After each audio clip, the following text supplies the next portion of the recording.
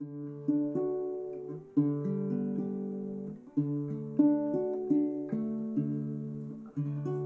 ready? Yeah.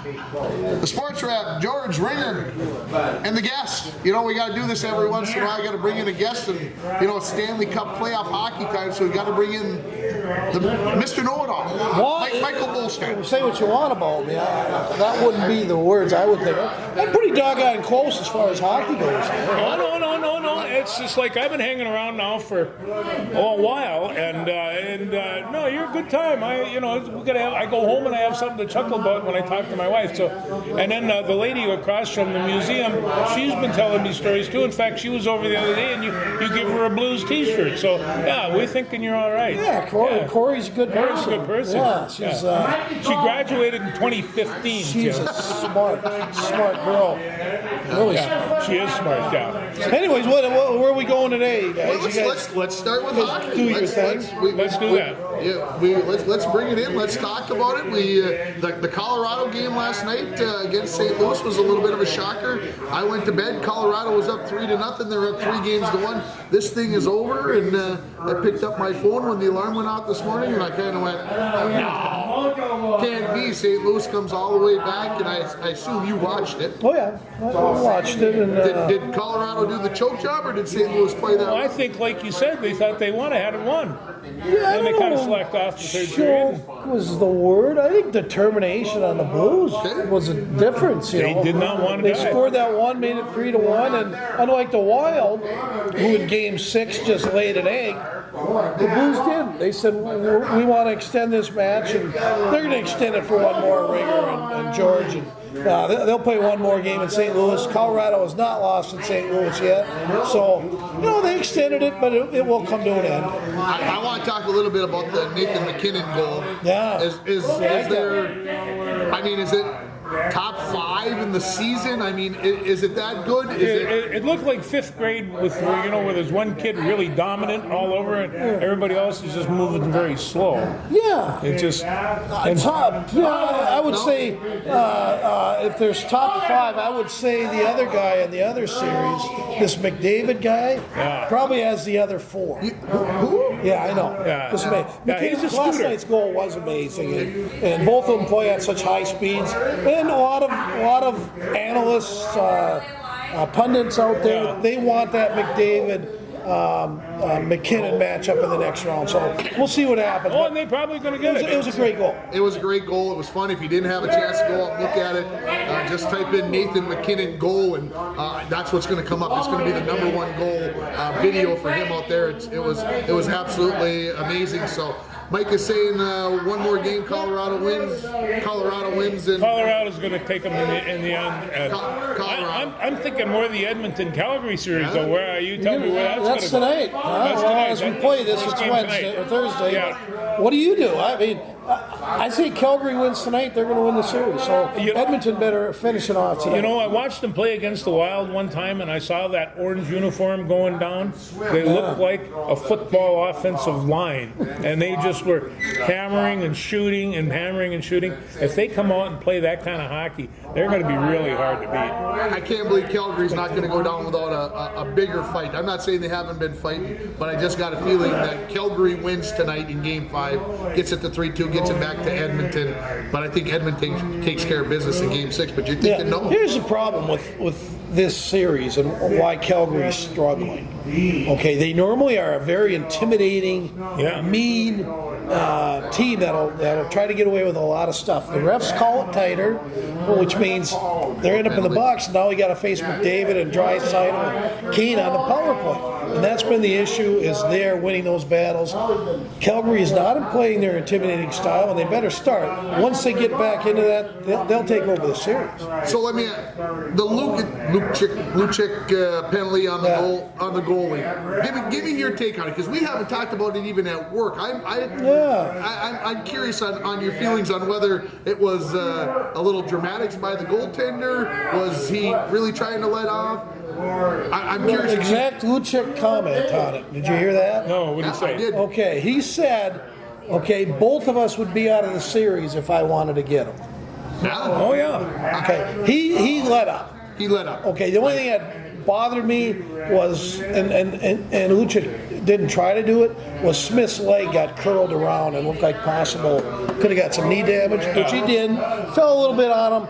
Of course, he's still got to protect the goalie. That's how the little Donnybrook happened. But I think both teams after the game, watching the tapes, agreed Lucic definitely laid off. He could have been much more. You always seem to look at those plays and dissect them a little bit more. Like I said, I looked at it when I saw it on videotape after the fact, way after the fact, the next day. I'm like, he got a 5 for that? I mean, I could understand. Yeah. I could understand the 2, but he got a 5, and then they wanted more. I mean, they were talking suspensions and that's suspension stuff. You know.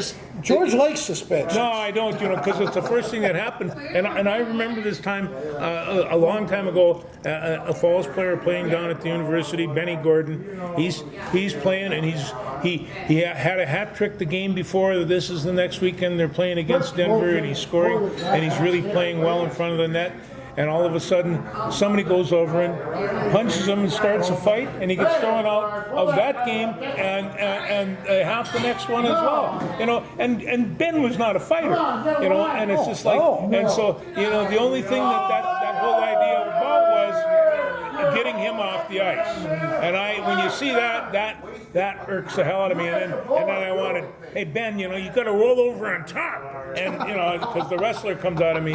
I saw that, so I don't always know what's going on. I know that somebody's looking for an advantage somewhere. Yeah, I really don't know. This isn't a discredit; it's more of a compliment. I really don't know if Ben knows how to fight. No, I don't even know if he does either. I don't think he has a mean streak. He gets mad. Yeah, he does not like to lose. No, he's a scooter. But as far as him getting in fights, I don't see it. Game. No, he's got game. All right, let's go out east. Where are we going out east? Rangers in Carolina. You don't care? You guys been watching that? It's tough to watch. Yeah, it's like paint dry. It's tough to watch. Yeah, it's not as exciting as the West. Why? Why is it different? Why is it different hockey? I don't know. We got more beers in us by the 9 p.m. game. I don't know what it is. I think it's just their style of play. There's not a lot of stuff after the whistle. Not as much hatred for some reason. I don't know, Rangers and who they playing? Carolina. Now it's 2-2. Carolina hasn't won on the road, but they haven't lost at home. So, which is really interesting. Tonight's games in Carolina, usually Game 5 in a 2-2 series, guys. Whoever wins Game 5 wins the series. Get it. About 99%. Yeah. So whoever wins tonight's game, I say is going to win the series. Seems fair enough to me. Again, Carolina gets into that arena of their own. They don't seem to. They seem to play like a different team. I don't know what it is. It's all those the crazy New York fans. Rangers have always kind of had this iconic view of, hey, we're the Rangers, and I don't see that on this team. It's just it's. No, you got the Tony DeAngelo factor playing for Carolina. Of course, he was on the Rangers, so basically he got kicked off the team, and there's a lot of animosity there. We all know now Gerard Gallant is not a fan of DeAngelo, so that's a fun part of the game. But otherwise, it's just watching the game. It just doesn't seem like the passion and the drive is there as much as in the West. I don't know why. I mean, they like they're from different countries or stuff like that. They're all Canadian American with mixing of Europeans. All right, so just like us. Yeah. So do we just start inscribing the Stanley Cup with Tampa Bay for the third year in a row? No, I don't see that. No. Winner's coming out of the West. The winner's coming out of the West. Not a question, yeah. And if Brayton Point doesn't get back for Tampa, that's going to be even more so. I don't know how you sweep one of the best team according to points, the President's Cup winners, Florida Panthers. How you sweep them 4 straight without your best player? It's pretty amazing. Isn't it intimidating? That's why I say, do we just start putting the names on the cup? Because no, but I'm going to tell you that this is what they've done the last 2 years. I know. They just take care of business, and when they get to a deciding game, help me out, Andre Vasilevsky. Vasilevsky, thank you. I had a graduation name in my head and couldn't get it out. He's unbeatable in that point. He takes care of business. Yeah, they know how to win, right? Yeah. I mean, we all played, and sometimes there's if you go into the game and you know you're going to win or That's a big deal. You're going to win. Yeah. If you go into a game and you're uncertain, you're probably going to lose. So that's what they got. Yeah. They got it. You know, we've talked about it. I said somebody yesterday. What Mike calls it it. This What is it? I What don't do know, they but got? this is when I saw Colorado score in the first period, and they were just like, bam. You know, if they do that the whole game, they're going to be something. Well, they didn't, but you know, you see the possibilities with that team. Offensively, they're about as explosive. as They're can be. amazing, Yeah. but that's where you bring in the questionably. Are they it? Yeah. I don't know. I think there's some self-doubt, which is the opposite of it. Which is okay. So Tampa Bay, when they get on the ice, you got Victor Hedman up there, Stamkos, of course, Kucherov. I mean, probably when it comes playoff time, the best player on the ice. I don't care who's out there. He's going to be the best player. We'll see about McDavid and all them later. But this Tampa Bay team hasn't figured out. They got a coach that's very calm. Okay, keeps the team calm. Okay, and that's very important when it comes to these playoffs. Is you got to know how to win, and you got to think you can win every time out. And if so, you're going to go get them W's. I think they said after the series clincher on Sunday that they've been to the conference final 6 out of the last 8 years. Tampa Bay has. I did not know that. That is if I heard that right. They've won 2 in a row, right? They 2 won in a row. Yeah. And, I mean, to make it to the conference finals on your half, 6 out of the last 8 years in a free agency period in any sport is, I mean, that just shows you that they've got it. and they're up against that cap every year. Yeah. This year they didn't have to put Kucherov on that LTIR, which saves you cap money. He was able to play the whole year, so they let Coleman go. They let 4 or 5 really good players go, but that's what they got to do. And the Wild are finding out this coming year that they're probably going to have to move a Fiala or a Dumber. Well, you know, those people move around. I mean, you got to Don't remember, say like, that in front of George. He's going to freak out on us. Don't say Who's it. George guy? Matt Dumba. You're a Dumba guy? I like Dumba. I like Dumba. Yeah. Hey, here's the deal, George, and you know this. Yeah. Okay, being a wrestler. We're going A with top that. 4D is more important than a top 6 forward. Oh, I agree. Yeah. Yeah. Okay, they're tougher to find. Really good. Real hard D. to find. Forwards, I mean, we got Rossi coming in. Boldy's going to jump to another level. So somebody will, like even Guerin said that the other day talking to Michael Russo. He said somebody will always step in up at the forward spot. And they will. And you know, and you look at Dumba. He's you know, still capable of playing a lot of hockey, and you know, and so he's worth money, and that's the nature of the professional game. It is, and the better they play, the more money it's going to cost. That's But I don't exactly feel what it it is. cost himself. I would say $2 million a year from the playoffs. Yeah. He wanted that $9 million number. A team would be absolutely nuts to sign him for anywhere. I said if he agrees to sign with the Wild for $7 million, which is not going to happen. No. Guerin will keep him. But if it gets up in the $8-9 million, see you later. Bye-bye. Well, you know, you watch that Dumba. He comes out, gets it from the point. He's got a wrist shot. I you know, even Kaprizov has a nice wrist shot, but I've never seen anybody get it off so fast. I mean, talk about disappear. You have to wait till they do the replay, but you see that, and he always gets in the way. You know, I mean, when he's playing defense, he's being very annoying. He's not big in any rest of that, but he can be very annoying and. He likes taking those Poking around. blindside hits. Yeah. But he was hurt in the playoffs. Yeah. Oh, I know. Really bad. And that's my only fear or concern with both him and Spurgeon is they are hurt an awful lot. And they're getting of age. Once you get that stigma about you, like a Buxton, it seems like you're hurt. Like every a year. Buxton, Jeez, too. that sounds like a segue. We can go to Good segue. Let's move into the Twins and let's talk about their recent hotness that they were on until yesterday, Wednesday's loss to the Detroit Tigers, the hapless Detroit Tigers, the tough loss in extra innings 4-2 when they had the bases loaded with nobody out and they struck out and popped out. That's unmajor league-like in my mind, especially when it's Carlos Correa, who you're paying $35 million a year for, and he can't put the ball in play. That makes me angry. Didn't Buxton play? Wasn't Buxton playing? Buxton played yesterday. Yeah. He was DH yesterday. Yeah. And He's 0 for 26, you know. Yeah, it's 0 for the last 26. Did not know that. What's going on? I think 3 for 4. I think he's hurt. Well, there's no doubt. Yeah. He's probably banged up. I mean, that's his MO, right? Well, the last time I saw him play, he was climbing a wall to catch a fly ball just like he ordinarily does, landed on the ground and boom, boom, boom, and call the ambulance. He jumped up, clapped his hands, and hit a home run the next inning. So 2 innings. I honestly, I think what is wrong is he started reading about how Baldelli was saying he's the best player in the world and whatever else.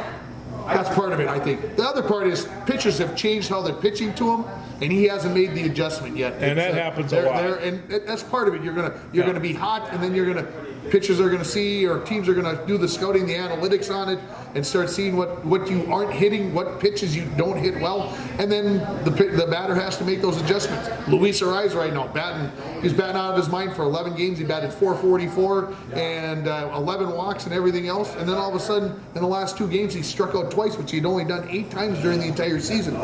So it's okay. How are they changing the pitch? Okay, they've seen that on strike with 2 strikes, I hit the ball, blah blah blah. This. Well, we can't throw him that pitch, and I've been getting that pitch, and so you got to make those adjustments. So I think Buxton's all right. I mean, his batting average is down to like 212, 210, something like that. Yeah. For an all-world Mason player, Dixon, right? for the best player in the world, batting 210 is way more than unacceptable. I can't believe he's had a 26 bat hitless streak since maybe 12. I mean, this guy has always been able to hit the ball. Didn't strike out very much. He's, You can compare that to maybe Kaprizov going 20 games without scoring a goal. Well, at the beginning of the season, Ringer says, "Are you concerned?" No. Why? Because he's going to score. Yeah. And Fiala started out slow, and he when Boldy showed up, and things started. That's another thing. A while not to go back on that, but the Boldy factor with Fiala, that was no mistake. Oh no. Okay. No. Fiala's points and points per game went like that, so that's some ammunition Guerin does have. The first game they called him up, he looked like he was about 12, and they thought, "Oh, is he ready for this?" And I think the next game he scored his first goal, and after that he just kind of exploded. Now Joe Ryan, what's with that? He has COVID now. Well, yeah, he's been around it. Yeah, it's surprising that it didn't permeate the team maybe more than as it comes around. But Joe Ryan, maybe the best pitcher after the way Sonny Gray pitched the other night. We might disagree that who could or could not be the ace. Maybe we got two. Well, I'm going to tell you, maybe we got a 2A. We got a new one coming in tonight, and Smeltzer's coming over, taking the bus ride over from St. Paul. I'm glad that they're over there at the States. Smeltzer? Smeltzer starts tonight, and he had a great spring season. And and so who's to say? Starting pitching's been pretty good. Of course, Paddock had to go on the Tommy John surgery, so we had just acquired him from San Diego. So he's done. That was part of the Rogers trade, right? Correct. That was part of the Taylor Rogers trade, and so they're talking that probably into 2023 somewhere till he comes back, and that's too bad. It wasn't that he was throwing a lot of innings, but it was another guy that you could throw out there who had experience, that has been around. And but Sonny Gray with his 10 strikeouts the other day, he looked great. 7 innings. The guy we thought we were getting from Cincinnati in the trade during spring training. Yeah, the staff's come along just fine. There was a lot of concern there. Now, I'm reading and following, and people are saying Jose Berrios might be our number 5 starter if he was in our rotation today. What do you guys think of that? Well, I mean, Berrios, he was hot, but you take a look at these kids. They're really coming on. I don't know what Archer's going to do yet, and but hey, they can reach in their duffel bag and pull out another starting pitcher in 24 hours. If they were out in New York playing, they wouldn't have been able to do that. I like that St. Paul thing. Yeah, I like that St. Paul thing, especially considering. Well, I mean, they're not winning very many games, but I think the St. Paul Saints they got a little depleted there for a while. They did. They lost a few of their horses, and that makes it difficult. Twins needed them. And plus, isn't it harder to get a St. Paul Saint ticket or get into their gate than it is? I mean, anybody can walk up at Target Field and get a ticket. Yeah. No, I heard it's not the case in St. Paul. They don't care if they even win. No. Just the atmosphere. Hey, I'm telling you, minor league baseball is superb. It is, and Pete Kaler's always said that. Oh, you know, no, it is. The Peoria, you got these cities that they just put a team there, and they don't even know what. When they signed with the city, they didn't even know what it was for half of these. Well, what's the population? 20,000. Good enough. Yeah. We're gonna get so many per game, and it's gonna work, right? It's going to work. That's what you do. So anyway, Twins are okay. We're not panicking about that one loss to Detroit. That's a problem too. No, If the you Twins can't- lose, and I'm Panic City, I'm going. You can't. They're not going to win the rest of the games. No, they're not. No. And if they lose 1 out of 8, we could take that. Yeah. I mean, Right now, they're being projected to win over 100 games. We never projected that at this table. No, and if they win, they would let's say win. 6 out of 10 the rest of the way, that's a good record. Well, That's probably good enough to actually win the division. 60%. Win 6 out of 10, and you're home free. Yeah. Let's talk Wyatt Ulrich. Wyatt's had a pretty good start to the season for the Canaries. The team hasn't maybe done so well. I don't know.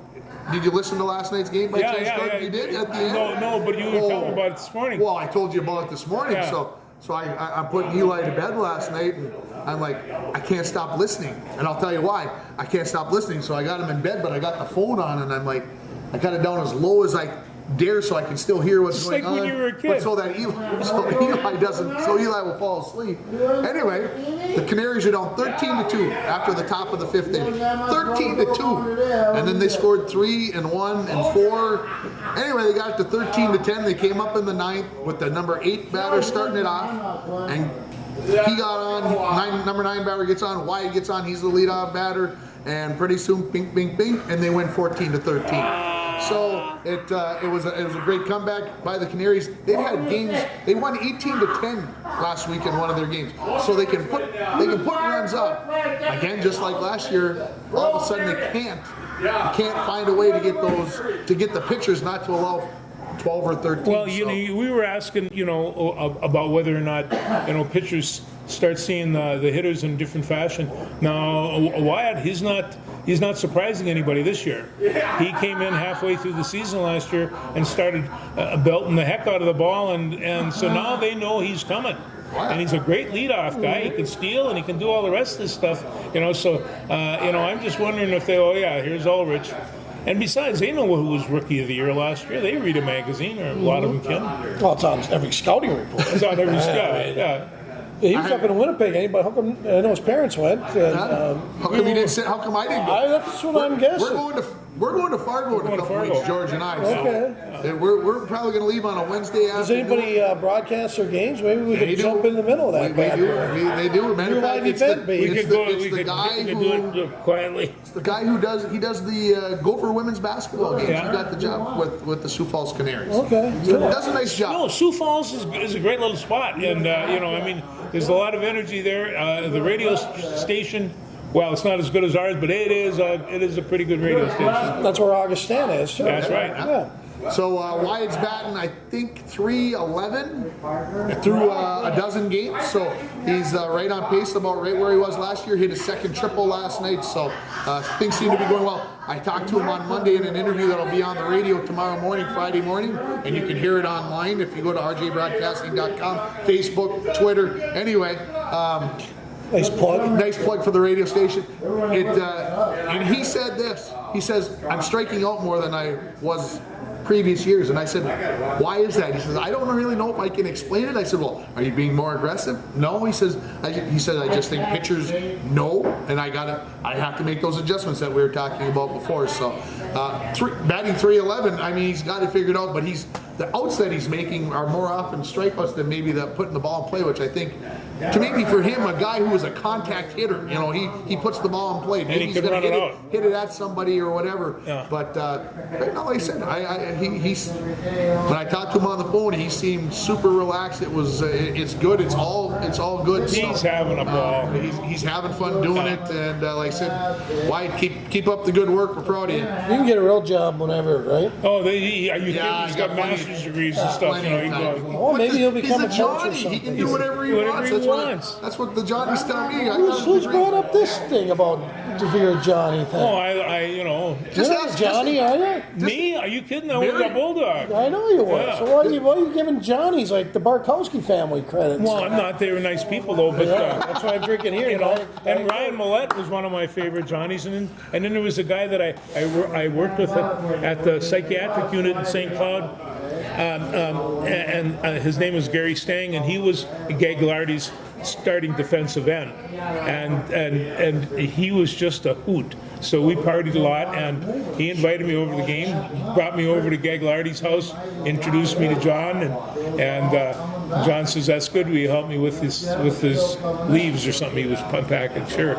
He get all his team to go help him out all the time. So, yeah, no, that's St. John's. I don't criticize St. John's. I'm glad I didn't have to go there. No, Johnny, that's a good school, very good school. Well, Spanky is smart enough to get in St. John's. Well, he's a good hockey player, you see, and was a decent hockey and that helped him. But you know, he went to St. John's for 4 years. 3 of those years, he lived in group homes for mentally handicapped people, and he was a counselor for that. Now I haven't seen him in a while, but he was still selling gear down in the range. That last time I Still saw. selling the heavy equipment. I was on a golf trip with him. Yeah. That was a lot of fun. No, He's a piece of work. And, he's one of my favorites. Once you get him going, just hysteria. You know, I'll tell you this one little story. We're playing football down in Bemidji, and they score. There's about 30 seconds left, and they're going to kick off to us. I said, okay, just down it. We're getting the second half.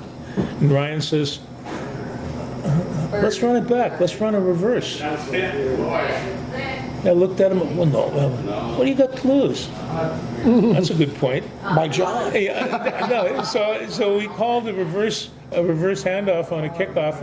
It was right at the end of the game, and of course Ryan got the ball and went about 60 yards for the touchdown. And we always howled about that. I learned sometimes you got to have the kids Sometimes make these decisions. Yeah, not often. Sometimes a coach looks like a genius, and sometimes he. That if it doesn't work, it's a kid's fault.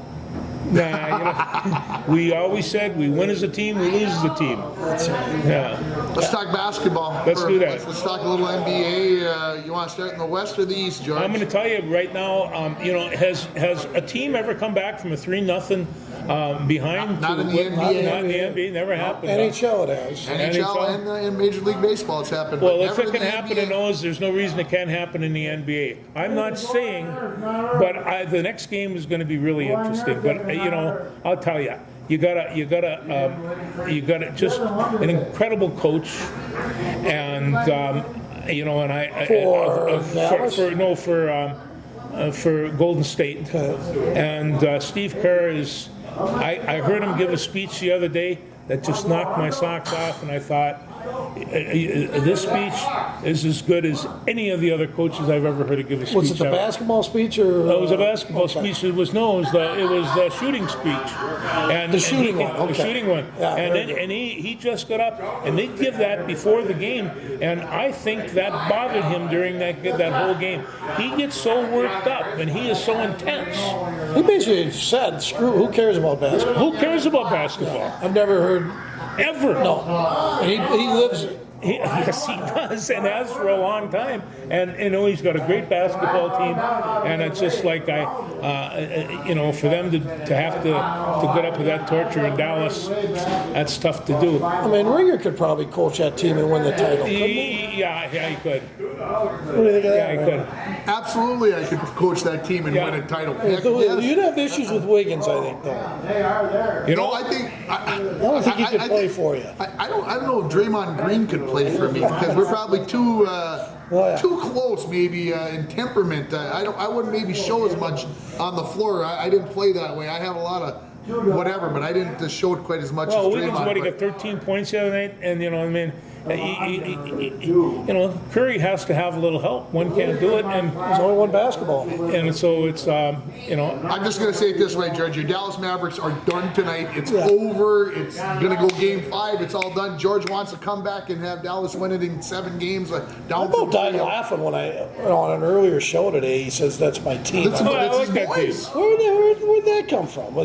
Kirk Nowitzki well, years? I've been toting that barge for Luka Doncic Doncic, that he's one of the best players in the world, and he is. And George finally started to believe that I know. So he's riding your tail, George. Whatever it is, but every time I watch him, I am never disappointed. Now, the other day they blew a whistle and he took a shot. He shot it way up in the air, the highest I've ever seen. It came down, it bounced in front of the basket, went up from the floor into the net.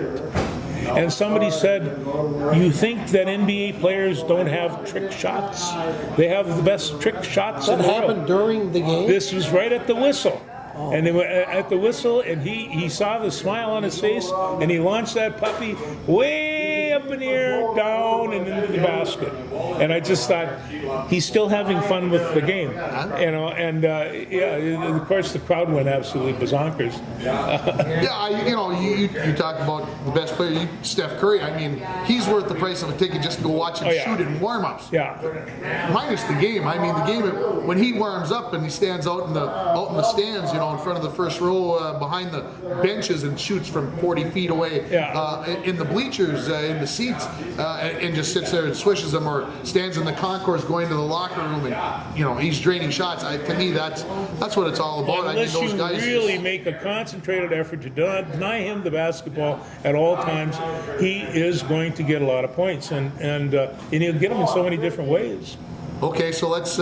We understand that Golden State's going to win the West, no matter what George wants. What about the East? What's going to happen? We got Boston and Miami in the East, and this one has been a series that I personally the other day said I can't figure it out, because it's a 20-point win for this team, and then the next game it's a 25-point for this one, and then it swings back this way. But now Boston has won 2 in a row and won in Miami for the second time this series.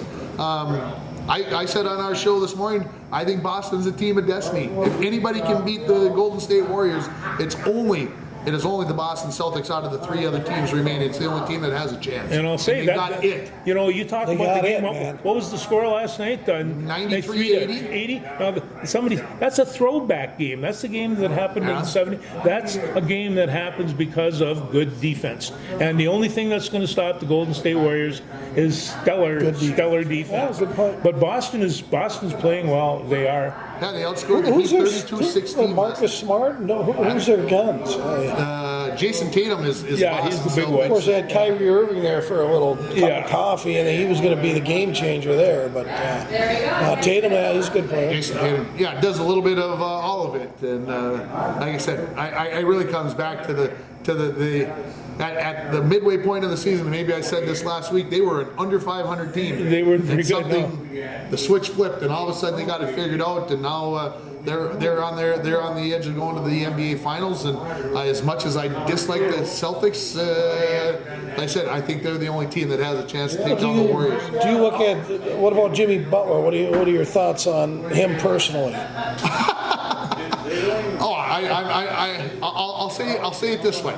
He reminds me a lot of Draymond Green. You've got to put up with some of the malarkey in order to get the best out of the player.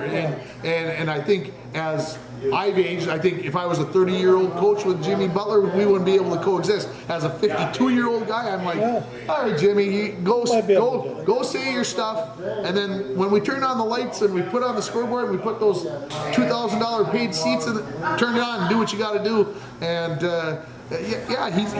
he's a winner. He's shown that he's a winner. Like I said, you gotta put the rest of the way. I know they were the number 1 seed out of the East. I just don't know if he's got the supporting cast around him to go and win a title. Yeah, Joel Embiid just came out last night, tweet, and said he needs another star player with him. Well, probably, all teams need 2 of them. Does that mean he wants to go to Miami? All those NBA players. Yeah, you do. Yeah. It's an amazing league. I watch more NBA games this year than probably I can remember since I was a kid. Really? And it's just like you just kind of get into it, and all of a sudden you start seeing some of these people that you've been watching play basketball for. I mean, every next year when homegrown comes and is with some pro team, will I watch it? Yeah. And there's Is Holmgren going to be any good in the NBA? He's going to be the probably number 1 or 2 pick. Is he that good? Oh yeah, he's that good. I'm not sure he's that strong. He needs a little, but we keep on looking upon him as a postman, and he's not that.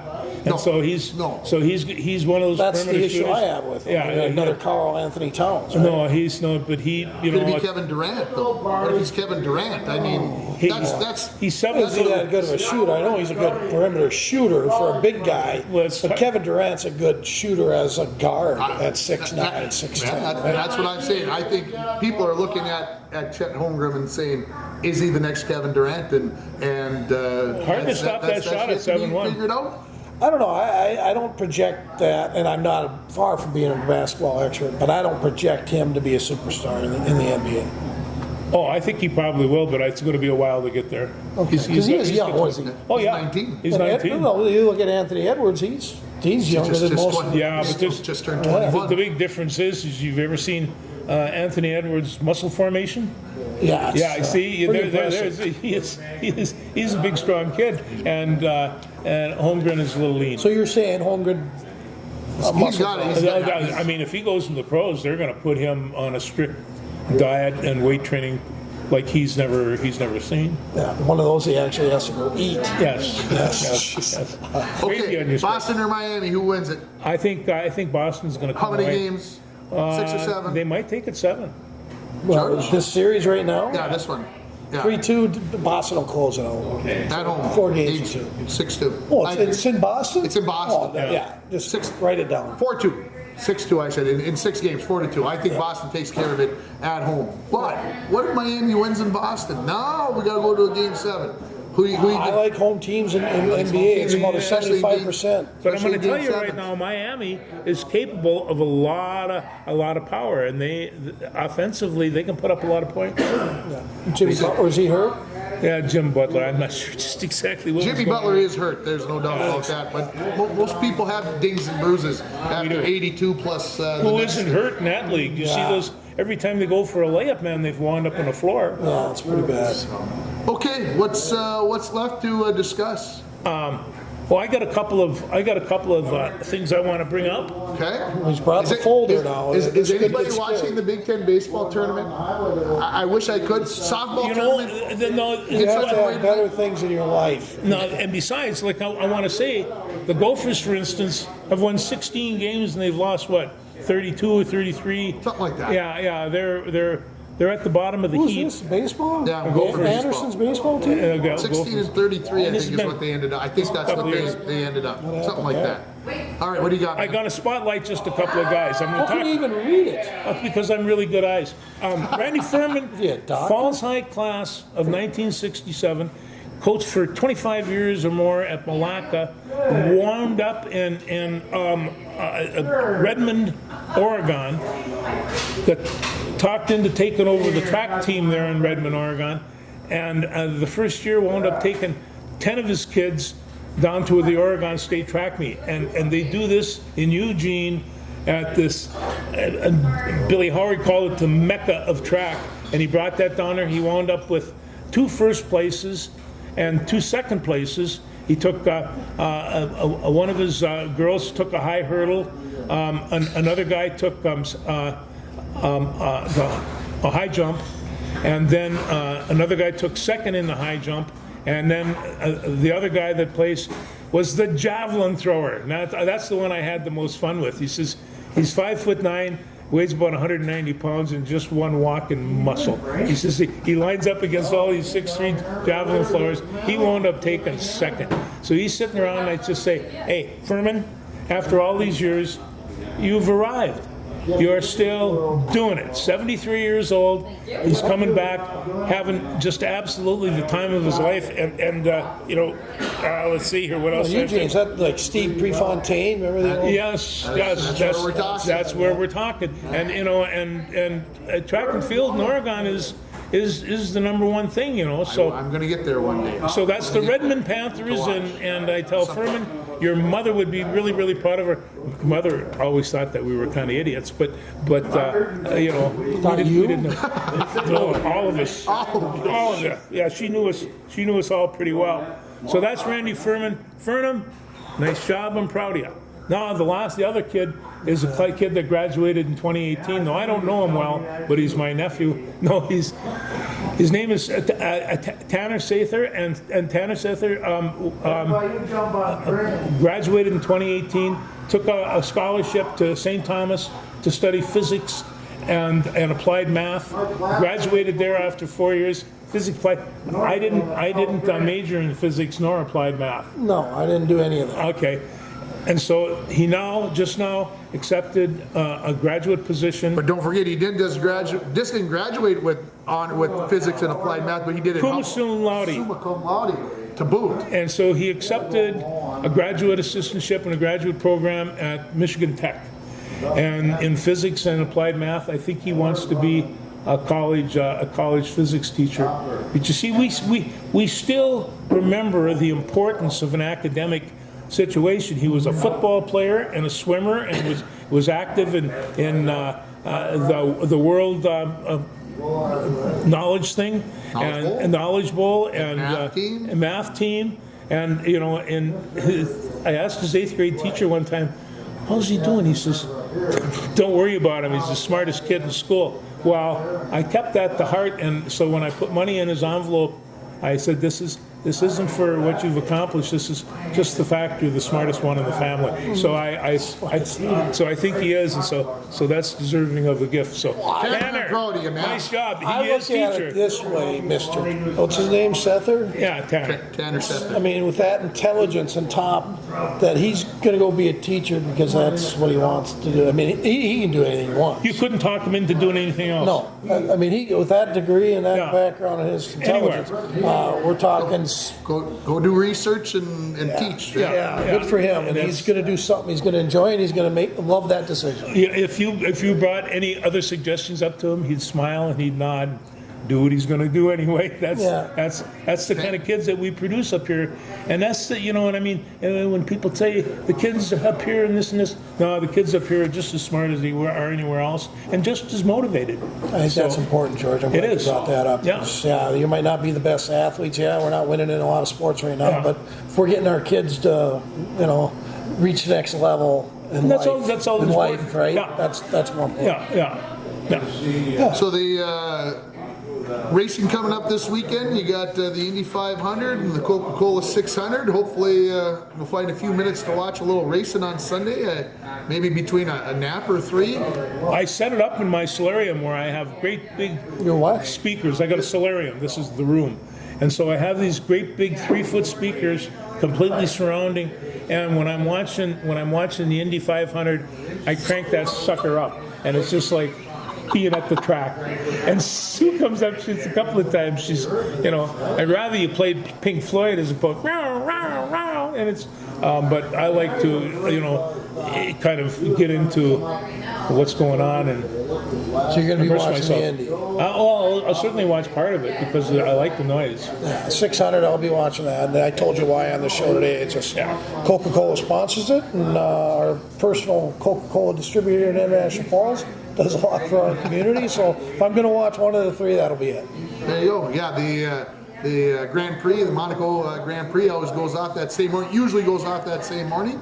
So that's an interesting race as well. Yeah. Oh. It's those are three of the big classics. Where's the Monaco thing at? In Monaco. Where's Monaco? It's on the southern part of France. Yeah, it's its own little rich. A lot of people go there because you can live tax-free. They take their millions and go move to Monaco. I don't think the whole country. That's what I should do then. That's what you Take my should do. millions, head over to France. The whole country is about half the size of Cooch County. Yeah, it's very small. It's very compact and lots of cash. There's lots of cash there. That's on the Riviera. A lot of noses up in the air. Oh, are I you would kidding? suspect so. A lot of Yeah, they get facelifts for that. Of course, the high school season's coming to an end here as we get towards the graduation, and congratulations to all the graduates from the three local schools, Indus, Little Fork, Big Falls, and then International Falls. And the softball teams all got beat on Tuesday. The Broncos in absolutely heartbreaking fashion. Mike, I didn't tell you this, but that was maybe the hardest I've ever had to work to not purposely swear on the air. It took all my being to not let loose, because I'll give you a little background, very short, very quick. the Broncos lost to Virginia on Tuesday. 8 years ago in the playoffs, down in a playoff game in Cloquet, the Broncos were ahead 12-7. 2 outs, 2 strikes on the batter. Again, 12-7. 2 runners on, the girl hits a 3-run home run. Okay, it's 12-10, no big deal. Regroup. They got to restart over. Virginia goes bing, bing, gets the first 2 on. Guess what? 3-run home run. They lose 13-12. Ends the season for them. 4 years later, 2018, very similar situation. Virginia wins 5-4 and knocks the Falls out of the playoffs. The Broncos are up 2 runs going to the bottom of the 7th, and they score 3 runs again. When that ball went to the fence, I obviously knew that the Broncos were going to lose. And I think if you go back and listen, you'll hear me say there's a score. There's a long pause. You're probably saying stuff. And in fact, it was long enough for me to have to go over and see if the radio was still on the air. It was. Well, yeah, and then the hard part was then I had to follow along with the Bronco baseball team, unable to score an additional run to get it to extra innings as I followed on the way home. I was like, Wednesday morning sports was difficult because the 3 softball teams all lost, the baseball teams both lost, the Little Fork Big Falls Vikings lost in extra innings 8-7 at Carleton. So all 5 area teams lost, and they either got beat handily or it was just in the last moments, and it was tough. But that Virginia game, that's the last time the Broncos and the Blue Devils will ever play in any sport, compete head to head. Last time they'll ever compete that. Well, yeah, let me make a point on this too, is when I guess I look back on the last 10 years of sports here in the Northland, right? When's the last time we've had anybody advance? I'm not criticizing anybody. Oh, no, I hear what you're saying. When's the last time we've had anybody advance past a first round game? It's not been good. It's tough. Okay. And another issue is what you brought up, Ringer, is Evelyn and Virginia are combining. Okay? Now you know where I'm going with this. I do. Evelyn and Virginia. You grew up with that in that time frame. We all know how much Virginia hated Evelyn. They did. Okay? They and vice versa, yeah. They still do. It makes sense to us combine so we can compete. Okay, And we have 3 school districts within 35 miles of each other, And not willing to bite the bullet. None of them will ever merge, and I don't get that. No, I don't understand. And it's tough because I know we could put very good, if not great, competitive teams out there. And again, I understand it. I understand the geography and all, and I'm not here to attack any of that. I'm just saying sometimes when you see a Virginia and Evelyn do things like this, with the hated rivalries they have, and they all seem to fall in love all of a sudden, right? And coaches are very happy with the teams that are sense. Sometimes things make sense. I agree. I can't argue with you. And the same thing happened with Cook and Orr. Yeah. And it's just like they got a brand new school, and it's just like, and so they the kids persevere. And they did not care for each other either. No. Absolutely. And I really didn't care too much for you guys. Look at us, we merged. Yeah, I hear you. A lot of love in this room. One more point about that softball game, another kick in the wherever that you want to say. The Bronco girls volleyball team loses to Virginia in the first round of the playoffs.